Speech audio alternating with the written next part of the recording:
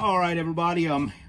Here doing about 50 pounds of ground venison. A lot of my friends, they like to talk up, that I have some of the best, ground venison that they've seen, but or tried.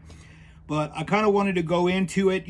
First thing you want to do is you want to cut everything off. I mean, I do the roasts, I do neck roasts, I do rear roasts, I do all of that kind of stuff. But then whatever's left, the rib meat, some of the neck, some of the trim, goes into my ground. And I make sure it's nice and clean. I try and take, most of the red out of it if I see anything where anything was shot. So I try and keep it really clean. Make sure no hairs or anything like that. But then I mix it with a 20% rough cut beef. So beef fat.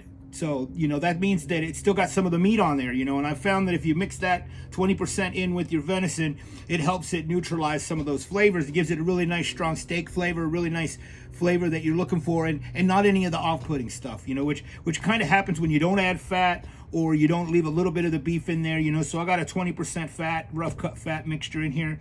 And then my signature seasoning, which I'll be honest with you, my signature seasoning that I use in my ground is just like a steak style seasoning.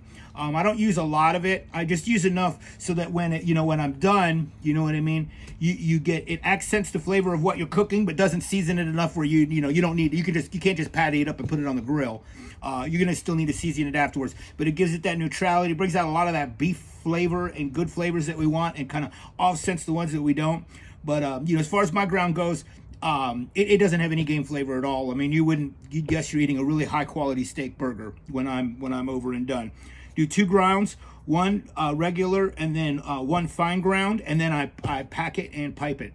But also I want to tell everybody I've got something coming up. I'm going to be making venison bacon. And I'm going to go through that on the video with everyone. It's a unique thing to do. It'll slice up and fries up just like bacon, a little bit different. But I look forward to showing you guys. Fed out.